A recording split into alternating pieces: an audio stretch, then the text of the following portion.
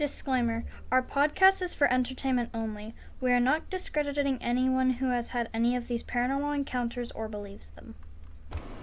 Hello, beautiful human beings. It's Mars and SJ here with Undeniable Mysteries.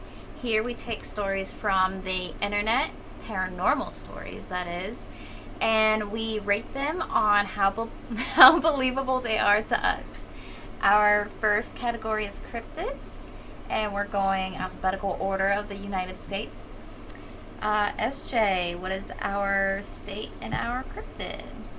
So our state is Idaho, and our cryptid is the Sharlie. Also, just a quick disclaimer, I'm sorry if you hear like slight chewing noises because I have gum in my mouth. It's going to be a little bit of an ASMR video on SJ's part with her gum chewing here. Yeah, so if you hear any chewing, just know that's me with my gum. Yeah, trigger warning. If you do not like gum chewing, if you do not like click gum away. chewing, click away. But I won't go like close up to the mic, so you don't have to worry about that. Alright, so the Sharlie. So, it is said that this cryptid has been the symbol of Idaho for nearly 100 years. Jeez. It is a lake monster. I assume so. It's lived in the, I'm hoping I say this right, the Payette Lake? Probably didn't say it right. Probably not. But it's been surfacing periodically since 1920. Oh, right off the bat, we already have an encounter on this. So, about 25 years later, a group of people claim they saw it, describing it as a 35 feet long dinosaur-type head, and it had humps on its back, like shell-like skin. Dang, 35 feet long. So, to date, there's no photographic evidence of it. But there are a lot of people who have seen it. In 1954... I mean, people don't always have a camera. Yeah. In 1954, after repeated sightings, they renamed it to the Slimy Slim.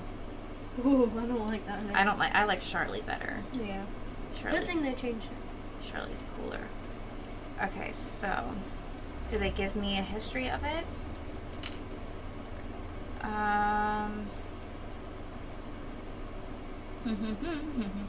Since we don't have any photographic evidence, I'm just drawing something that I think it looked like. Yeah, the first documented sighting of this lake monster occurred in the early 1900s. But yeah, even today, people still claim to see the monster. I don't know why, but right off the bat, I believe this one. I like the water cryptids. I don't know why. And I like the idea of them. So, I am gonna butcher this name. I should have looked this up prior. All of the names that you have to look up, you should have looked them up. I know. Because you always just probably do not say them right. But okay, so it says this lake was discovered in the 1800s by I don't know. Payette, a French-Canadian fur trapper. However, Native Americans who lived by the lake years before feared the waters and would often tell stories of an evil spirit who lived beneath its surface. So that is how it first came about. So we already talked about the sighting in 1920, which was the first one. Another sighting occurred in 1944. Which was the group of people.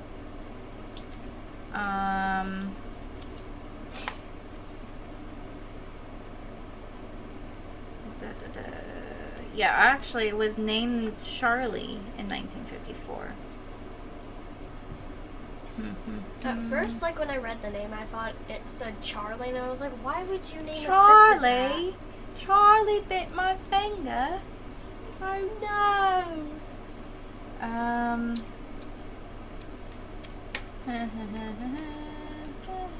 Is there any more? Is that it?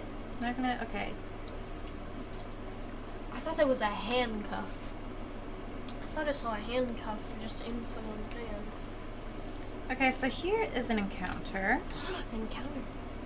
So Chris Hopkins and Karen Giardina, Karen. I don't know, we're sitting on a log at Ponderosa State Park on the afternoon of August 23rd, watching Hopkins' dog swimming in Pitt Lake when something startling happened. 2 or 3 humps rose from the water near the narrows at the north end of the lake and moved quickly across the surface for about 200 yards, Hopkins said. They appeared, disappeared, then reappeared as it moved through the water, she said. After 2 minutes, the humps were gone. Huh. Bro, I already believe this already. I want to give this all 10s. In 2015, a Macaw woman saw bubbles in the water among the boats docked at Mile High Marina and reported it as a Sharlie sighting. Oh, but that one was debunked. It said divers reported the bubbles were from the underwater breathing equipment. That would have been cool if it was Sharlie, though. It says all the hump sightings, including the one by Hopkins, have been in calm water with no boats visible. So very calm, steady water. I know what calm means. I am not in the second grade. So Sharlie sightings have been reported 13 times since 1970 and 31 times since 1944. So there's tons and tons of sightings. Does it give me any more of the legend or any more description?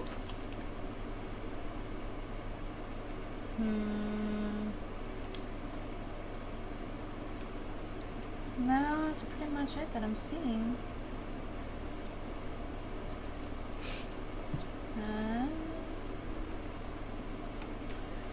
I think that one with the humps is like, that made me believe it the most. Yeah, so there's tons of sightings. So I believe that's...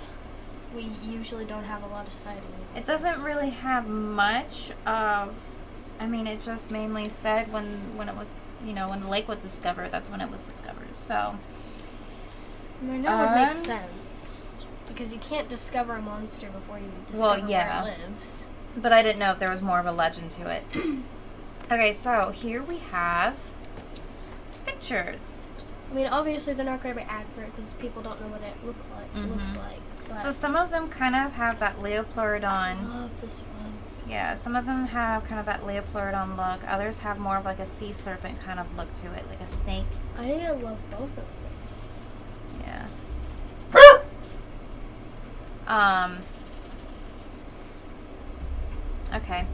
Okay, so we got a few there. So, let's go ahead and rate this. All right. So the story, like the description and how it came about, what would you rate this cryptid? The image? Oh, yeah, sorry, image first. My bad. I went straight to the story. Woo! Okay, yeah, image. What would you say, image? I'll give it a solid 8.5. 8.5? I'd give it a 9. I was going to do a 9, but I was like... I'm in love with these water cryptids, and I fully believe in them. Alright, story. Now the story. Alright, the story... I'd say, like... I'd say it's pretty good. 8. 8.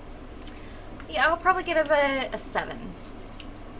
We're going, like, different, like, number heights. You did not higher, and then I did lower, and then I did higher, and you did lower. It seems pretty believable, but it didn't really give much of how it came about. I mean, it was pretty much with the lake when it was discovered. There was no other... And there wasn't that much of a description of it. I like that, though. because like it's still mysterious and all. Yeah. And like cryptids, you don't know every single thing about a cryptid. Like people still need to like figure things out about it. That's why I believe this one a lot. All right. So the proof. 10. A 10. I love all the like things that like people give and everything. Okay. I want to give it a 9. Since it says that there's like a lot of encounters, like tons of people coming forward about this cryptid, but there's no photo proof. So that's why I'm not giving it a 10. I'm just giving it a 9. Well, I mean, like I said, people don't carry cameras on him, and if if they see them, they'd be like in like shock, and they wouldn't know what to do. Yeah. All right, so you got a total for this bad boy. 51.5. Also, it's not a bad boy. It's an amazing boy. Oh, a good boy. All right, so you said 51 and a half. Mm-hmm. So that's underneath Skunk Ape. It is a solid third one. All right, so our most believable cryptid is still our Selbyville Swamp Monster with 55. Second place is Skunk Ape with 52. Third place is now the Sharlie with 51 and a half. Fourth place is the Alti with 41. Next is the Fresno Nightcrawler with 40. And then the Mogollon Monster with 39. Melon Heads with 27. Tizaruk with 26 and a half. Slide Rock Vulture with 20. Falk Monster with 13. Alabama White Thing with 8.5. And the Menehune with 8. It's still crazy that one My bad. just barely got below the Alabama I White. know. Well, you know what kind of actually makes me really happy about our list so far? Huh. We have a handful of the water cryptids. Yeah. And at first I thought it was just going to be the Tizaruk. But no, we have a couple. We have a couple of these, and I love it. I love it so much. Well, that is it for our episode for today. Make sure you check out our Twitter. Leave any kind of stories or more information of these cryptids if you want. We'd love to know more. Yep. We shall see you next time. Bye-bye!